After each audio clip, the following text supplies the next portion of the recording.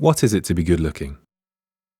To some the question is trivial, for others it's a source of continual torment, and there are countless positions held in between. Attempting to avoid the subject, however, is like trying to stay dry while running in the rain. When I think of myself, the term aesthetically ambiguous often springs to mind. I'm neither tall nor short, not traditionally overweight nor underweight, and my hair, eyes, skin colour are in keeping with the geographical norm. It's fairly convenient to navigate the public domain attention-free. There are no fleeting glances, no gawking, no looks at all. I believe such consideration belongs only to those who fear and crave it most, the beautiful and the frightful. More on these groups later. For me to breeze through my environment, a shop in this case, without a single look, ghostly invisible until an interaction is forced, it might be safe to assume that I'm entirely indistinctive. Is this a privilege or a curse? Do I take the absence of attention as an insult? Let's assume I'm a woman. Surely my inconspicuousness here is welcomed. I don't need an audience to my errand. But supposing I'm a man, shouldn't a lack of interest be expected? Besides, I haven't even styled my hair. Then there are all the other variables, interchangeable and immutable, from clothing to race. They each contribute, completing the picture of the unremarkable shopper. But what do they amount to in this case? Who am I?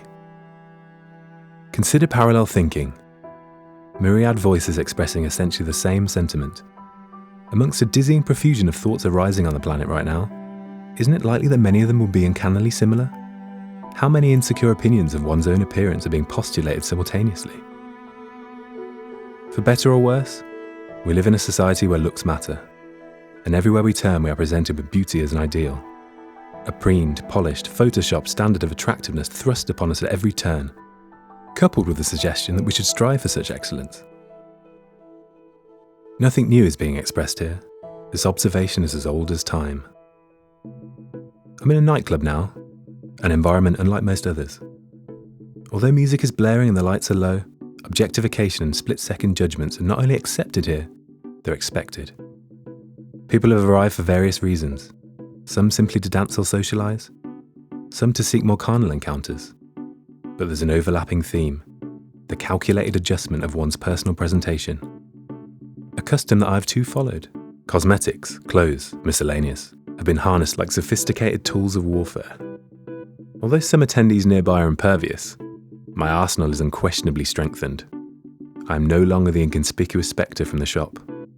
Women glance over and exchange inaudible observations. A man smiles at me near the bar.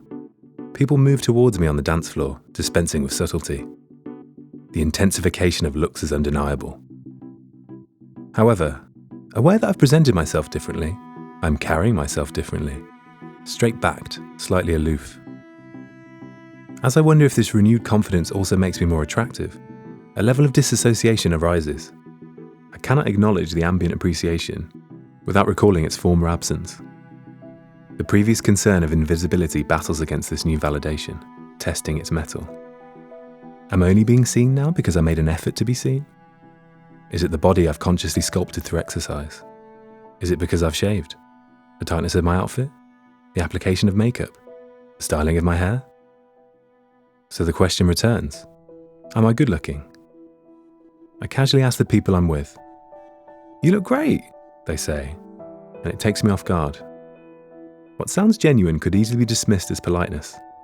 The same friends have expressed ambivalence before. Kind comments can elevate my self-esteem to the stratosphere, while the flippant insult of a stranger can bury it beyond the depths of retrieval.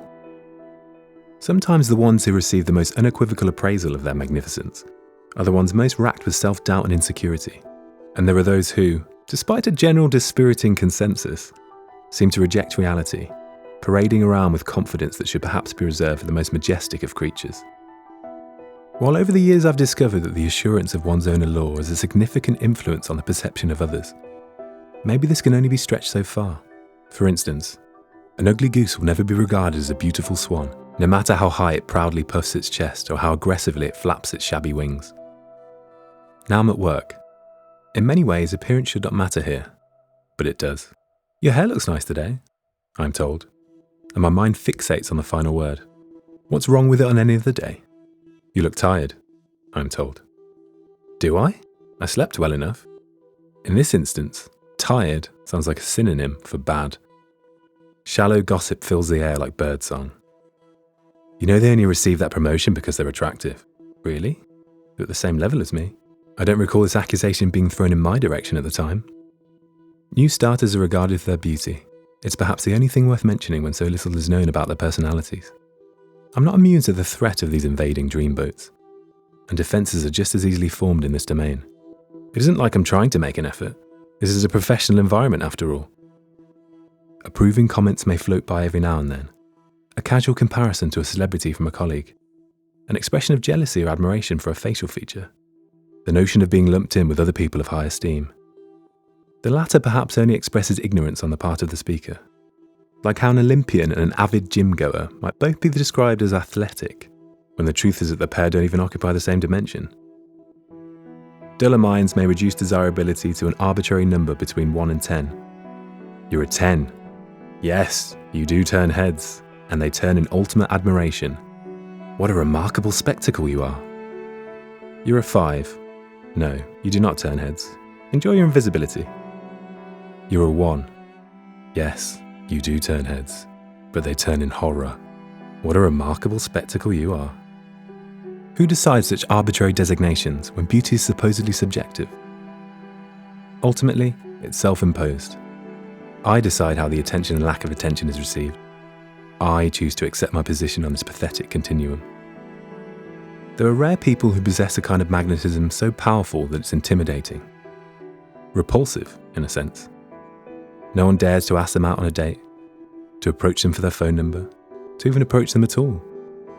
Their existence may even be lonely. Are they fully cognizant of the reason? Are they aware that their very presence inspires such fear of potential rejection and unworthiness in others? Could they ever attribute the apparent lack of interest to the inverse? That they might be, in fact, unattractive? Surely not. They've seen their own face in mirrors. Their minds must draw pleasing comparisons between themselves and those enviable exemplars looking out from billboards and screens. It cannot have escaped their attention that anyone approaching them might be wrestling with an invisible foe named inadequacy. They surely discern a shyness in the looks they receive, and realise that the continual turning of heads comes from a place of appreciation, or desire.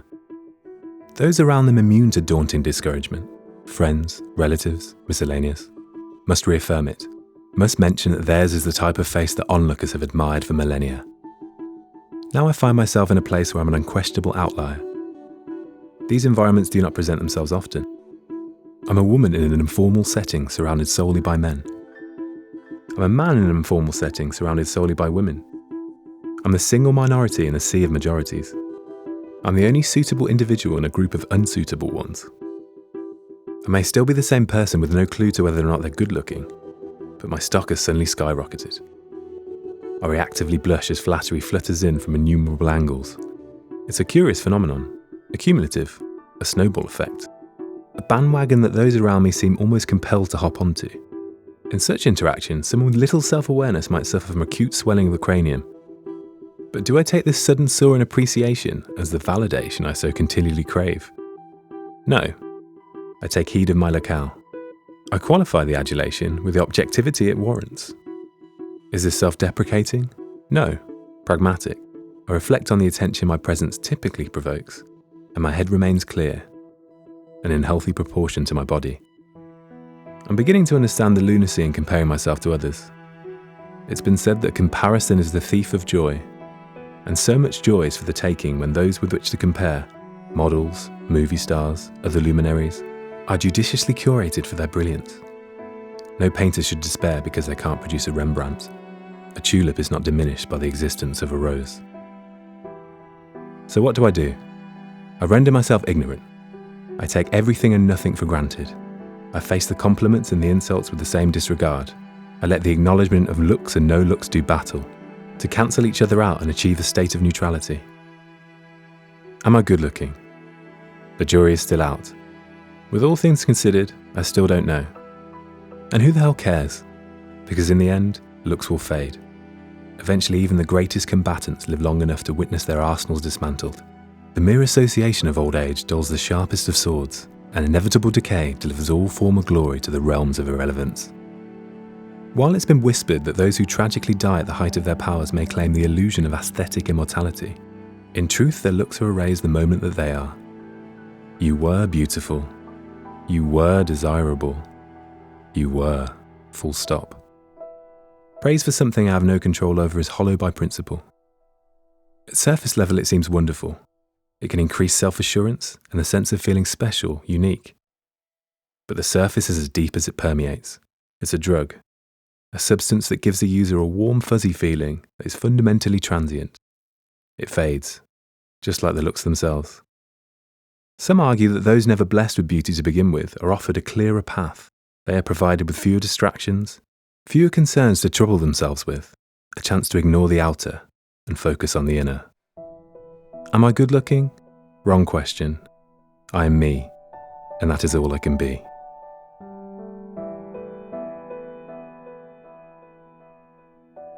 Resonant Tales, the new channel telling stories. Like and subscribe for more.